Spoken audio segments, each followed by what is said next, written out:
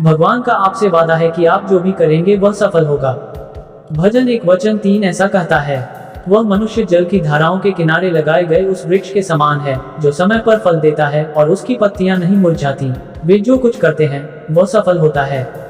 ऐसी कई चीजें हैं जो हमें आगे बढ़ने से रोकती हैं।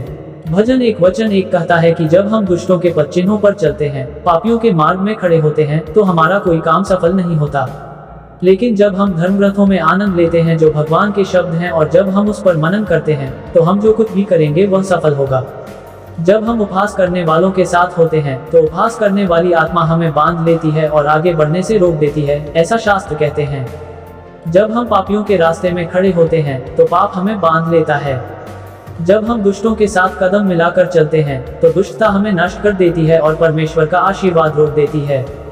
जब हम ईश्वर की वाणी को उनके वचनों, धर्मग्रंथों, पवित्र बाइबल के माध्यम से सुनते हैं, तो ईश्वर का जीवन हमारे अंदर आता है और ईश्वर का मार्ग हमारे लिए खुल जाता है। तभी हम प्रभु के मार्ग पर चल सकेंगे। यीशु कहते हैं, मैं ही मार्ग हूँ, मेरे अलावा कोई भी पिता सर्वशक्तिमान ईश्वर के पास नहीं आ सकता। मैं और मेरे पिता सर्वशक्तिमान ईश्वर एक हैं। मैं सर्वशक्तिमान ईश्वर हूँ। आज क्या आप ईश्वर को पुकारेंगे और कहेंगे, प्रभु यीशु, मुझे आपके मार्ग पर चलना चाहिए और मुझे आपके मार्ग का अनुसरण करना चाहिए। इसलिए धर्म ग्रंथ पढ़ने में मेरी मदद करें।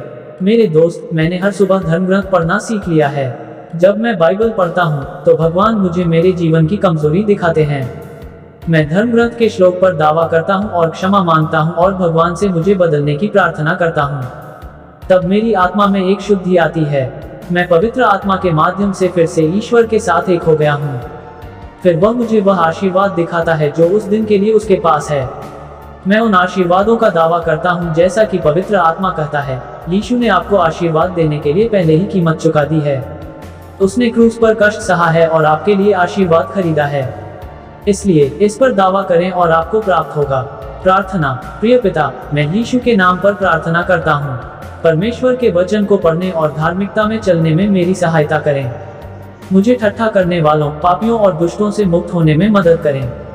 हे प्रभु, मुझे अपने साथ चलने दो और अपनी शुद्धि प्राप्त करो। अपना आशीर्वाद जानो और अपनी पवित्र आत्मा के द्वारा नेतृत्व पाओ। मैं जो कुछ भी करूं, वह सफल हो। यीशु के नाम पर मैं प्रार्थना करता हूं। आमीन।